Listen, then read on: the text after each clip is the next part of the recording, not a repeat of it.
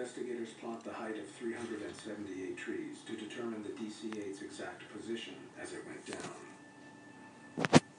Airplane was right wing low with a nose high attitude relative to the trees. Through photogrammetry, we determined that in fact the aircraft was way above the stall angle of the aircraft. So the aircraft is clearly stalled in a high rate of descent. The plane's radical nose-up position prevented it from getting the lift needed to keep it in the air.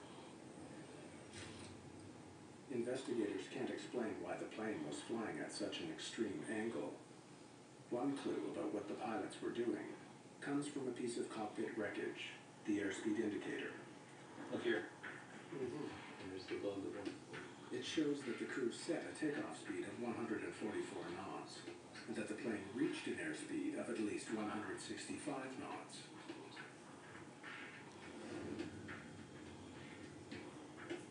Valves set on the right.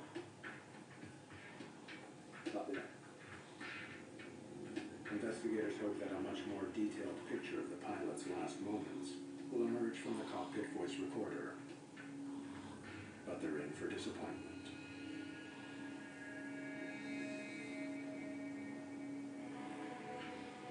It doesn't sound like it recorded anything from the cockpit. The cockpit recorder wasn't functioning properly. It didn't record any of the crew's conversations. With the absence of cockpit voice recorder, we don't know exactly what the crew was doing or what they were facing. Their hopes now rest with the flight data recorder. Even this rudimentary recorder would have got some indication to show what speeds they rotated at. What warning lights, if any, were they seeing? What was the reaction? All these things are extremely valuable. But it turns out to be only marginally more useful than the cockpit voice recorder. The recorder for the aero accident was extremely limited. We were able to determine, first of all, speed, a little bit of altitude, and heading of the aircraft. There was no indication on there of engine power, bank angle, pitch angle. The flight data recorder tells investigators that Aero Air 1285 began its takeoff roll and increased to a speed of 167 knots. Liftoff occurred 51 seconds from the start of the roll.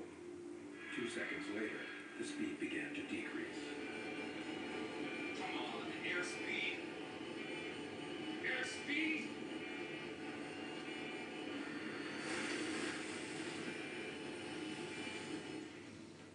Speed dropped off very quickly, and so we knew that the aircraft was below normal flying speed. We got that much from the recorder. It tells us almost nothing. But a closer look at the flight data does reveal a potentially valuable clue. The distance needed to get to takeoff speed was longer than what the pilots had planned for. We looked at the acceleration distances and